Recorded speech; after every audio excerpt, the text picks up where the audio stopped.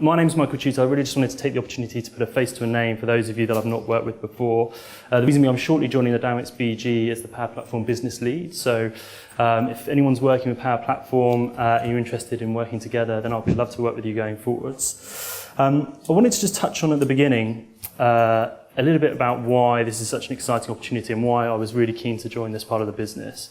So first off, we're going to be building a lot of apps in the next 5 years. So in the next 5 years, we're going to build more applications than the last 40 combined.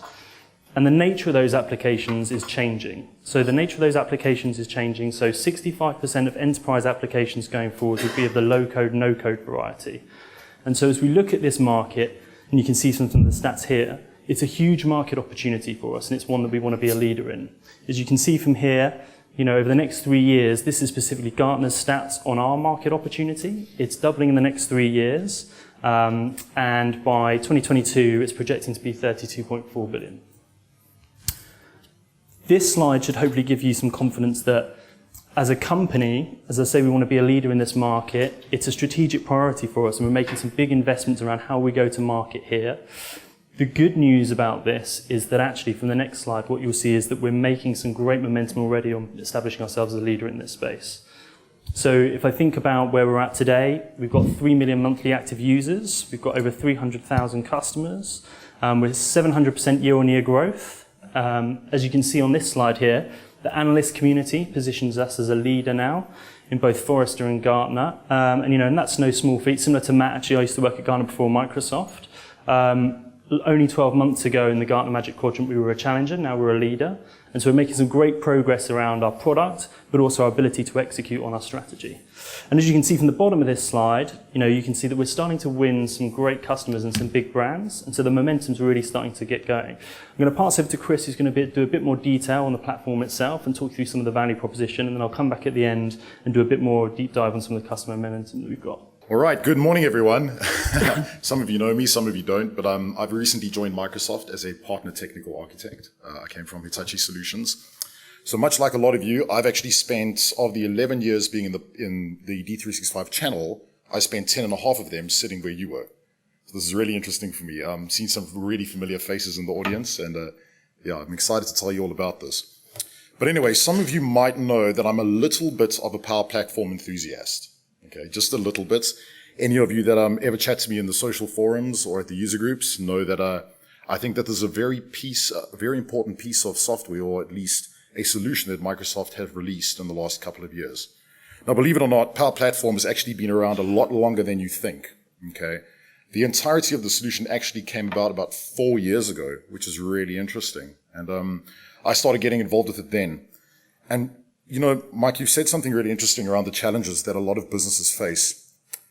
When I was working for the partner I did many years ago, for the last 5 years, I sat in your seat, I went to talk to customers, I had discussions with them about various things that kept on arising. A really interesting point that I've discovered, and we decided to note down, that more than, I think, in the last, say, 5 years, roughly, 3 years, 5 years, around there, the businesses that have over 100 terabytes of unstructured data have doubled. Okay. What scares me about that is that on my machine, I have about 10 Excel sheets that I'm not sharing with people. And I can pretty much guarantee that you guys are the same. So stick your hands up if you're not sharing your data right now. Yeah. Okay. So what's interesting is that's going to happen at your customers a hell of a lot more than you think. Here's another interesting stat. 32%, right, of the businesses that have this data are only using it to analyze and create actionable insights.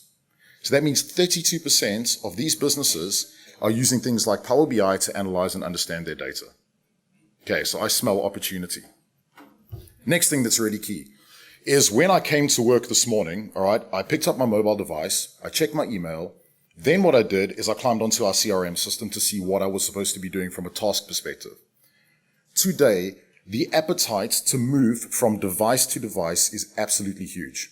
Now, with customers that I've been working with over the last few years, mobile device management as well as software on the device literally tripled the requirements, right? How many of you are actually delivering a mobile solution today for your customers? Okay, that's awesome. That's awesome. The other thing is that from the appetite perspective, when you think about people transitioning from their mobile to their PC to their mobile, especially in places like the UK, something happens. We want a fluid experience, right? I don't want to have to worry about changing 5,000 applications and signing into one app and signing into another app.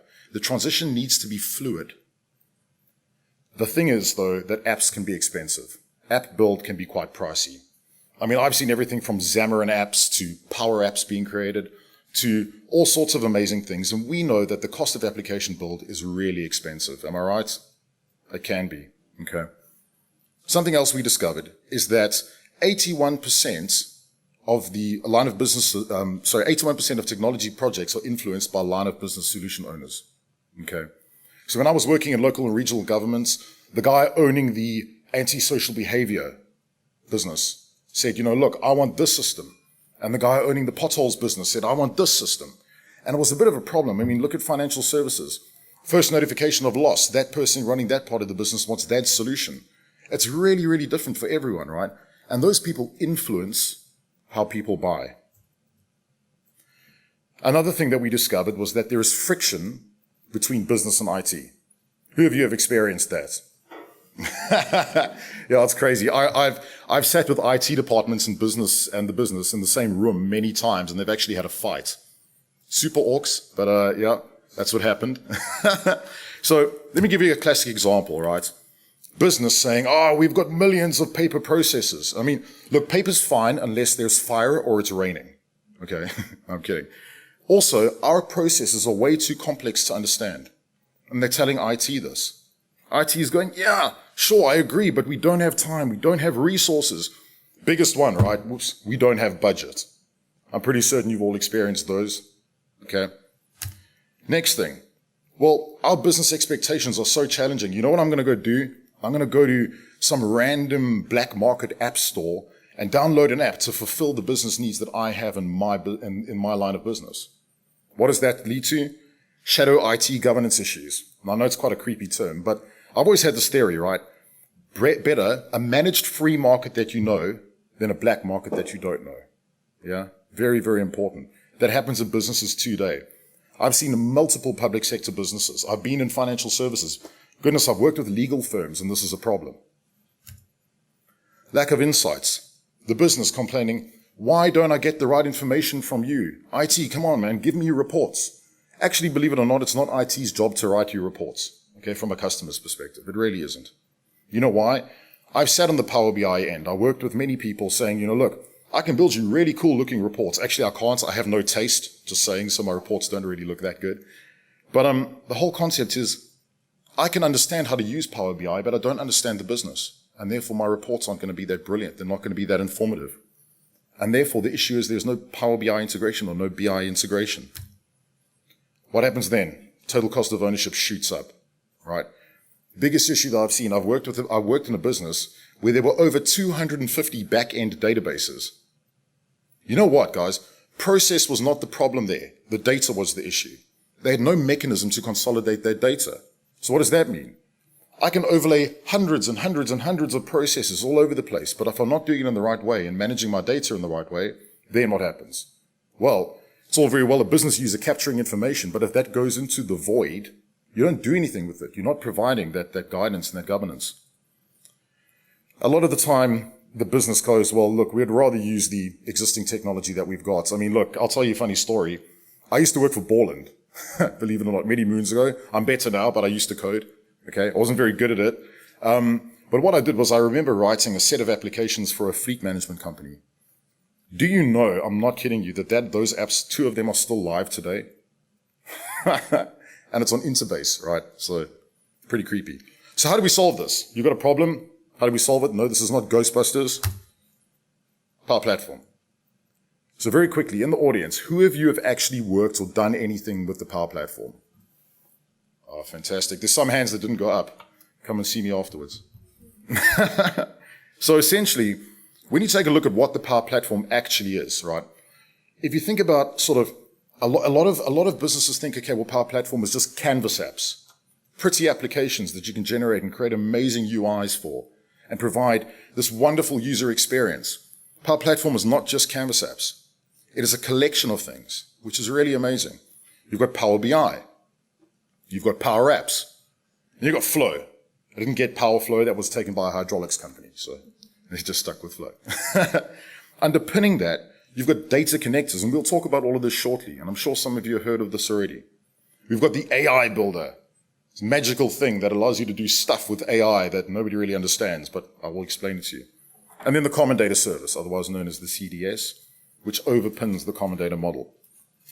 Overpinning all of this, we've got the Microsoft 3 clouds. So some of you in this room love your business applications, love your Dynamics 365.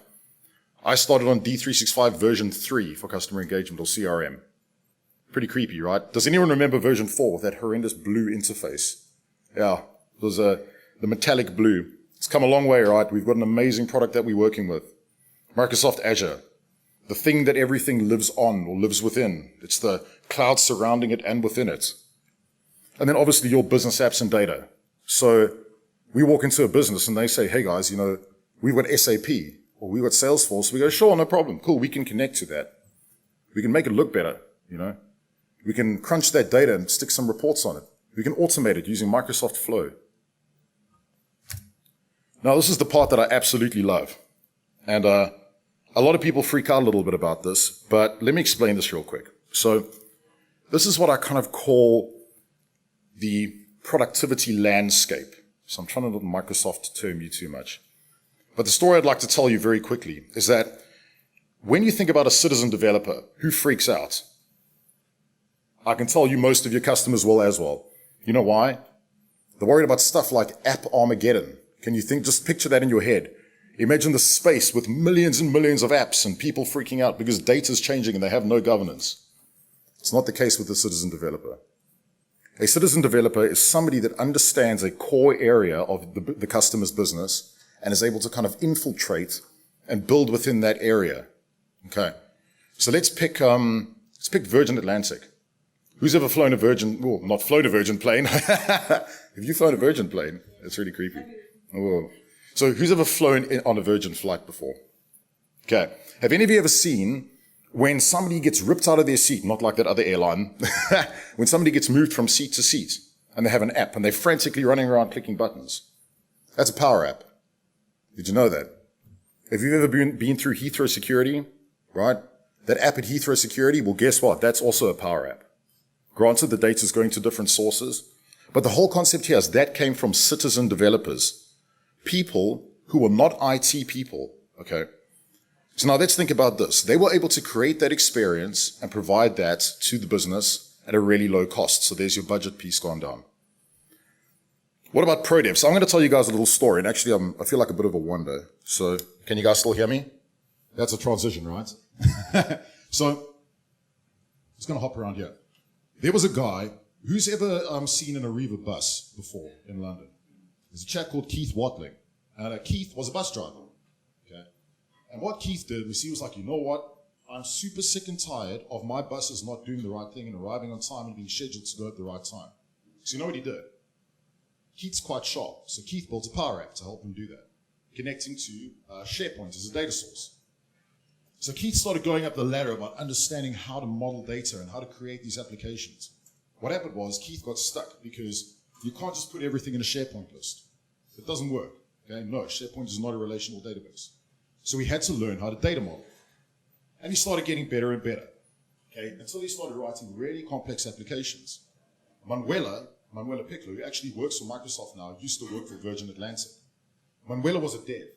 She started at the development side of things and worked herself all the way down to actually creating these amazing user experiences and power apps. Okay? So there's a space for everyone. I actually call Manuela the UI queen because she's absolutely brilliant. So as you can see, there is an absolute space for everyone in building applications. So to recap real quick, okay, just to cover each one of these core little areas. Power apps, a little quick refresher, right? It's providing a low-code, no-code mechanism to build applications that can be embedded within the business really quickly. So I kind of refer to Power Apps as the logic layer that lives on top of the data, okay? Let me ask you a quick question. You're not going to give people access directly to your SQL database, are you? No, that's a dumb idea. Well, you might, don't do it. You're also not going to give people direct access to your direct data sources. And if you are, that's a bad thing. Okay. So the whole idea is providing rule-driven logic and rule-driven business logic, so on top of that data source. So think about capturing a complaint. Hey, Jeff, just jump into the SQL database and put it in the complaint table. Yeah, no, you don't do that, right? Or, hey, Jeff, jump into the complaints management Power App and take it through this process, and then these rules will apply to the data. Oh, sure, that sounds a bit more logical, doesn't it? Okay. So the Power Apps piece is a business logic layer that lives on top of your data. Flow. Think about flow as the engine that drives the vehicle. Okay. So Power Apps is kind of the body that, put your key here, open this door, puts information there, start here, right? Flow is the body. It's the thing that it's the kind of cogs behind the body that drive the vehicle. It's the automation layer. It's the thing that provides process and all that kind of real interfacing type functionality, moving data from point to point. And I use the word interfacing on purpose, not integrating. We can talk about that later. Power BI. Well, how's my vehicle running? How is this whole thing working? How's my business actually working? Where do I get the data from? Can I connect to multiple data sources? Can I munge data together from various areas within the business? I want to take Salesforce data and I want to compare it to Dynamics data, and I want to take SAP data and compare it to Julie the clerk's Excel sheet. Whatever. Bring all the data in. We don't care. We want it all, right? That's the whole idea. The common data service. No, this is not access in the cloud. Just saying, if you do want to talk about that as well, we can. But it's kind of database in a box, if you think about it, right? It gives you the mechanism to create amazing relational data models. Let me explain it to you like this. When you download Dynamics 365 customer engagement, is there an area in there that deals with facilities management? Nope, there isn't. Oh, but I'm going to create one. That's the idea, right? You want to be able to create these data models. You want to be able to build them out and really give people the opportunity to create the data models. And then overlay that with Power Apps. You get all sorts of amazing things. I mean, this is built on top of the common data model. You get data entities out the box. When you download the HR data, when you download the talent data model in there, you get all sorts of wonderful things. And there are more and more that are coming out. Think about the not-for-profit accelerator. There's tons in there. And I know we've got some people in the audience that are actually using that right now. The great thing is that you're not spending millions of hours creating SQL tables. Okay? You're not spending a million hours generating referential integrity. I know I'm getting nerdy, but that's what happens. I get excited. Let's talk about the AI builder. Right. This one's interesting because everyone's heard of AI in this room, I hope, at least at some point. Right. Can anyone tell me what it is? What it's made of? So here's the thing, right? I watched a scary movie the other day. I'm not going to tell you which one because it'll just make me feel really ridiculous. But in the movie, the door was moving really slowly. It wasn't the fact that the door that was moving what was scaring me. It was why it was moving and what was making it move. I couldn't see that. I couldn't understand it. AI can often be a little bit scary for businesses and especially for customers because we're saying, hey guys, buy AI. And they're going, okay, sweet, we will. And you're going, how? And you go, well, it's AI, you need it. The thing is, Microsoft Corp have actually said to us, we're going to democratize this process. You know what we're going to do? We're going to embed it in a user interface that makes it really easy for you to create AI models. I'm not going to go through all of them, but think about it. Many moons ago, I'll use housing associations where they were scanning bills, right, for customers. You had to buy 500 different third-party apps to do that and then create a mechanism to store that data in a transactional list and then, connect the BLT drive to the AWOL and blah, blah, blah. No. AI is now democratized. This model for scanning forms exists out the box. You can leverage that directly within Power Platform. Object detection. Think of another one, right? The story that I've been chatting to somebody about quite recently is that a retailer was packing shelves with bottles. And they were saying, well, look, competitor A versus competitor B. Why is competitor B getting more space than me on the shelf? So I'm going to scan your shelf. I'm going to pick out every little bottle and tell you what I really need. And being able to identify from an object point of view what space is being used. Now, you can go nuts. I actually heard about this the other day. They were using this to describe photographs to blind people. That's nuts. That's nuts. That's the world we live in, right? So really taking this information democratizing it and applying it to a customer's needs, but a real customer's needs. Not doing AI because AI, doing AI because it's useful. Data connectors. Yes, we can connect to the common data service. Yes, that's what we all want you to do. That's what I want to do. When I was working at the partner I did, all I wanted to do was common data service. And in fact, I felt sorry for everyone because I was like, no more SharePoint, common data service, that's it. But there are lots of other data sources out there to connect to. Lots of businesses out there have some very, very amazing data within SAP, within Salesforce. So you know what? Cool, they want to change that. That's fine. Connect to it, use it, help them get something from it. Okay? Very important. I mean, what about on-premise solutions like Oracle? Sure, use the on-premise gateway, connect to that data. We just want all the data. That's the whole idea. We want to build stuff on it. We want to leverage that data and create something amazing for that customer. So how do you do this? Well, I'm pleased to say that it's not impossible. Right. Have any of you in this room actually started up a Power Platform practice before? Sweet. Okay, that means there's lots of opportunity here. Lots and lots. So here's the thing. First of all, you've got to think about creating a center of excellence within your business. Start thinking about your champions, who you can use, who's a fan, right? I'm a fan. I know that one of my friends works at another partner who's also a fan. You know, there are lots of Power Platform fans out there that you probably don't even know. Use them. Help get them to educate people. What I've noticed that in this industry, people that are leveraging Power Platform naturally want to share information. It's just something that happens. Not saying that everyone doesn't, just saying that's a characteristic of a Power Platform person. Cross-skill people, it's hugely important, right? Next thing, create a go-to-market strategy. Don't Power Platform because Power Platform.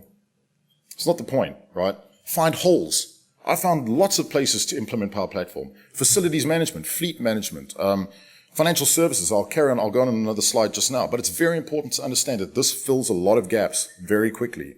And in fact, the scary part is it actually fills gaps at customers that they don't even know they had. Like the paper process piece.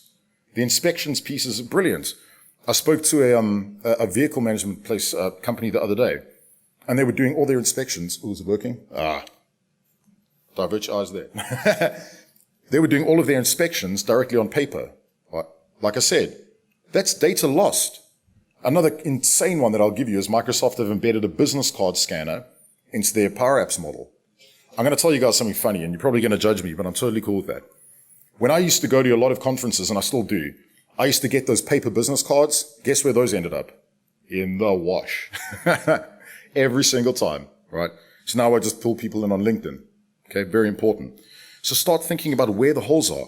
Second thing, implements, right? Maximize the customer's budget. If the customer says, hey guys, I've got £2 million to spend. Awesome, full-on digital transformation project, all the things, whatever. But if they say we've got $5,000, no problem, sure. We can stick in a Power App for $5,000. We can really work with you to grow that app landscape, right? And that's happening more and more. And customers are seeing such amazing return on investment when they're starting to buy this product. Next thing is building a nurture system into a customer. Okay, I will tell you this. If a customer is building Power Apps without you, that's awesome. You know why? Can I tell you why? They build a Canvas app that takes data in, and a lot of times they're taking that data into Excel or SharePoint. Fine, help them get that data into a more structured format. But here's the kicker. The app is fine. Let them carry on using that app. But now you have the ability to use that data. Now you can apply Power BI, you can apply Flow, you can associate that into the process logic. That's amazing. That gives you massive opportunity. So train the customer to build their apps. I've seen many, many places where this works. Many. The thing is that what I had to do, and this is going to sound horrendous, is I had to get out of the thinking of just the first-party application layer. I had to stop just thinking about marketing, sales, service, project service, and field service. I had to get out of that. I had to say to myself, Chris, you know what? Think blank. Think about what you could do. So instead of getting, those paint by numbers books, and it's like color the red one green and the number 4 yellow and number 5 brown. What Microsoft have given us here is a blank piece of paper, a bunch of pens and pencils, and they're teaching us how to draw.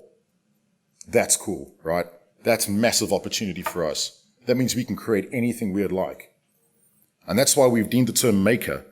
I've built applications from within financial services for first notification of loss. When you have that issue in your house and your ceiling starts leaking, it happened to me the other day. You phone an insurer. They log a first notification of lost case. That is not Dynamics, essentially. Dynamics could be used for that. What about fleet management? I have a vehicle and a driver. What about a vet? I have a contact and an animal. There's millions of places you could use this with, right? So the goal is to try and think very clearly about where and how your skills could fit in. And remember something, as partners, your value prop is not always in the IP that you generate.